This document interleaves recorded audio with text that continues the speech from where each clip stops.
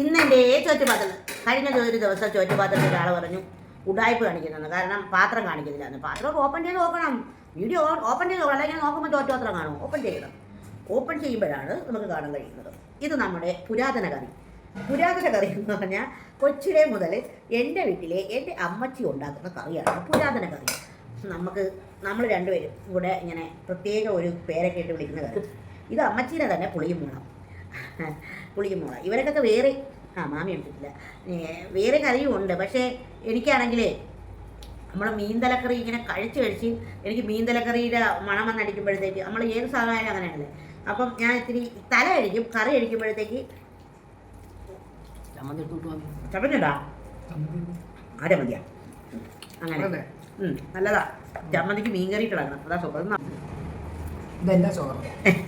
വലിയ ഇത് പുളിഞ്ചിക്ക അച്ചാറ്, ഇത് പുളിമുളകും കറി, ഇത് മാങ്ങയും പുരാതന കറി. ഓ ഇല്ലല്ല, അത് ചമ്മന്തിപ്പൊടി. അത് ചമ്മന്തിപ്പൊടി. ഇത് നമ്മുടെ നൈമിത്രയുടെ സ്വന്തം ചമ്മന്തിപ്പൊടി.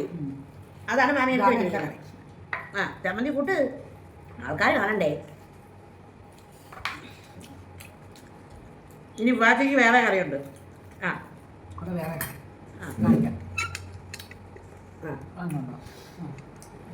ഇതെന്റെ ചോറ്റുപാത്രം. തലക്കറി. ഇത് മീൻ തല. നമ്മളെ കറി ഇതിന്റെ പേര് വെളിയിൽ പറയുന്നില്ല. നമുക്ക് പണ്ടായിട്ടുള്ള പേരുണ്ട്, പക്ഷെ ഇപ്പൊ അത് പറയുന്നില്ല. പതിയെ പറഞ്ഞ ആൾക്കാർക്ക് കേൾക്കത്തില്ല. ഇതാണ് എന്റെ ചോറ്റുപാത്രം. ആണ് നമ്മുടെ ചോറ്റുപാത്രം.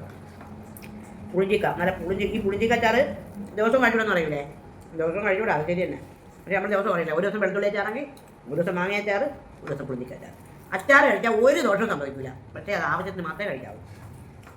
ചോറ് കഴിക്കുന്ന ദോഷമല്ലേ, അതേപോലെ തന്നെ. ഇപ്പോൾ കാക്കച്ചിയൊന്നും ഇവിടെ ഇല്ല, സ്ഥലമായി പോയിരിക്കുന്നു. അപ്പോൾ നമ്മൾ കഴിക്കുകയാണ്. എല്ലാവരും വായോ.